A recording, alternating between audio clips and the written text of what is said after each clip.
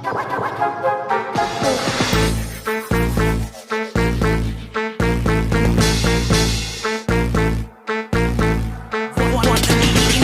ដំបងសូមអរគោរពចំពោះការស្រឡាញ់និងអ្នកគាំទ្រអរគុណទៅដល់គ្រួសាររស់ស្នាដៃពុកអត់ចាំសាទរអរគុណទៅដល់បងប្អូនមិនចោលខ្ញុំពេលគ្រាខ្ញុំក្រអរគុណទៅដល់អ្នកក្បត់ដើរតួកំសត់ធ្លាប់លួចចាក់ក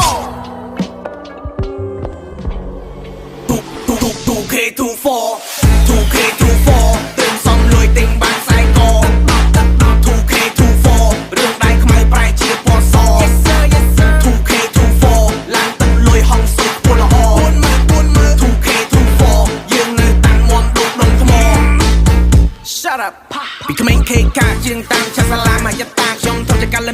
$1,000ខ្ញុំនិយាយការពិតអត់រៀបរឹកក៏អត់លេងចរិតខ្ញុំនេះ